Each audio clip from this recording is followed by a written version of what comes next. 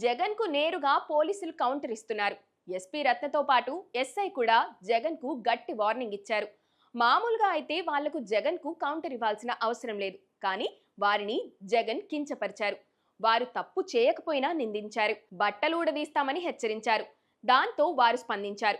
అదే వ్యతిరేక భావం పనితీరులో చూపిస్తే వైసీపీకి మేలు జరుగుతుందా?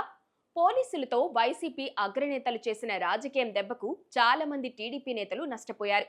అయితే వారు ఎప్పుడూ పోలీస్ వ్యవస్థ మొత్తాన్ని నిందించలేదు. పోలీసుల బట్టలిప్పదీస్తామని అనలేదు. తప్పు చేసిన వారిని వదిలిపెట్టేది లేదని మాత్రం హెచ్చరించేవారు. అధికారంలోకి వచ్చాక అది కూడా చేయడం లేదు. కానీ వైసీపీ నేతలు, ముఖ్యంగా జగన్ పోలీసుల్ని రెచ్చగొడుతున్న వైనం చూసి అందరూ ఆశ్చర్యపోతున్నారు. వైసీపీ నేతల్ని తమ వర్గ శత్రువులుగా ప్రకటించుకుంటే ఎవరికి నష్టం జరుగుతుంది? ప్రస్తుత ప్రభుత్వం చాలా వరకు పోలీసులకు స్వేచ్ఛిస్తుంది. రాజకీయంగా ఉపయోగపడాలని ఒత్తిడి చేయడం లేదు. శాంతి భద్రతలు, ముఖ్యంగా పోలీసులకు విధులు నిర్వహించేలా అవకాశం కల్పిస్తుంది. ఈ క్రమంలో వైసీపీ నేతలు కొంతమంది రెచ్చిపోతున్నా చట్ట ప్రకారం వ్యవహరిస్తున్నారు.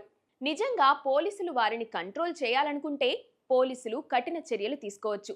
పోలీసుల్ని జగన్ వ్యూహాత్మకంగా రెచ్చగొడుతున్నారో లేకపోతే ఆయన తత్వమే అంతనో వైసీపీ క్యాడర్కు అర్థం కావడం లేదు. పోలీసులు తమపై పగబడితే నష్టపోయేది తామేనని వారు ఆందోళన చెందడం సహజం. జగన్ మాజీ ముఖ్యమంత్రి. ఆయనకు ప్రతిపక్ష నేత హోదా ఉండకపోవచ్చు. కానీ 5 సంవత్సరాలు సీఎంగా ఉన్న జగన్ వ్యవస్థల మీద కాస్తంతైనా తెలివిగా వ్యవహరించాల్సిందన్న అభిప్రాయం వినిపిస్తోంది.